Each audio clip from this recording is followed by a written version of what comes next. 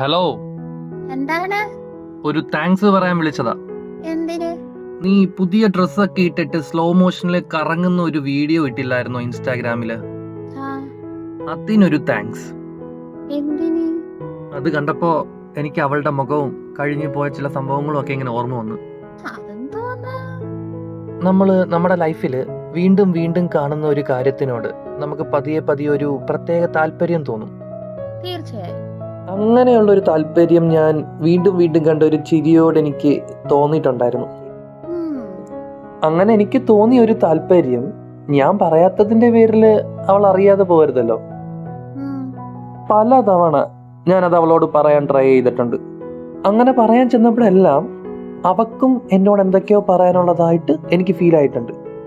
ഉം, പക്ഷെ ഒന്നും അങ്ങനെ പരസ്പരം പറയാൻ പറ്റിയില്ല. ഉം, പിന്നീട് ഒരിക്കല് അവളായിട്ട് എൻ്റെ മുന്നിൽ വന്നു നിന്ന് ഉം. അന്ന് അവക്ക് പറയാനുള്ളതെല്ലാം അവൾ എനിക്ക് പാടിത്തന്നു. എന്താ? പണ്ടേതോ രാജ്യത്തെ രാജകുമാരിക്ക് മന്ത്രി കുമാരനോടിഷ്ടമായി. ഓ ഓ ഓ ഓ ഓ. നിനക്ക് കാര്യം മനസ്സിലായി കാണുമല്ലോ. ഉം, പിന്നെ എനിക്ക് എന്റെ ഫീലിങ്സിനെ കൺട്രോൾ ചെയ്യാൻ പറ്റിയില്ല. ഉം. ഞാൻ അവളുടെ മൂക്കില് ചാടി ചവിട്ടി. ഏ? പിന്നല്ല, അമ്മ അതിന് തോന്നിയ മാസമല്ലേ അവള് പറഞ്ഞേ. എന്താ? അവള് അവടെ തന്തേനെ രാജാവാക്കിയിട്ട് എന്റെ ഡാഡിയെ മന്ത്രിയാക്കി. അതെനിക്ക് ഇഷ്ടപ്പെട്ടില്ല.